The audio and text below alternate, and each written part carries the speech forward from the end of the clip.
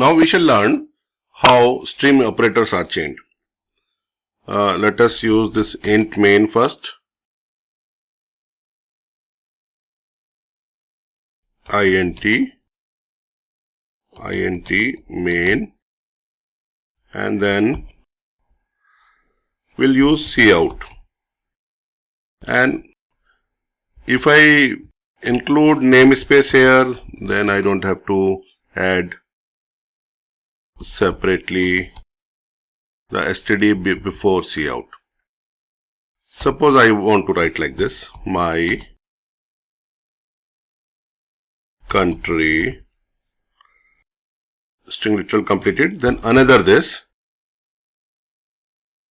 is, then another this, then wonderful. Let me make it correctly in the small case now. And then in the end, and L. Let me also put a full stop. Then semicolon.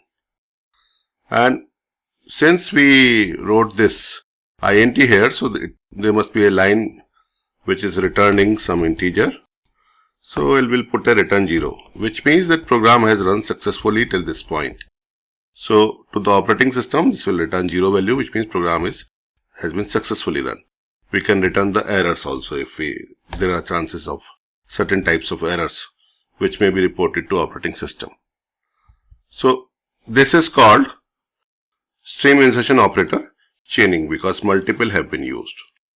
And C++ provide me the liberty to write like this, because whatever else is all white spaces. So white spaces are ignored by the program. I can write like this also. Let us run this program. Should give me the desired output.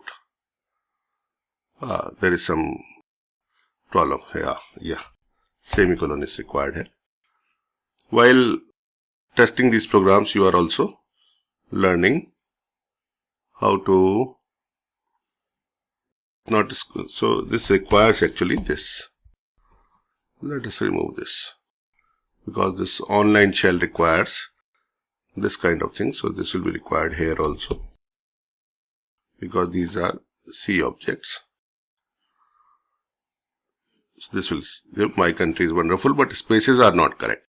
So let us put right kind of spaces. My country is wonderful. Run. My country is wonderful. So this program is perfect program now. Okay. So now we have learned operator, string insertion operator chaining. Multiple in one line. Please like, share and subscribe.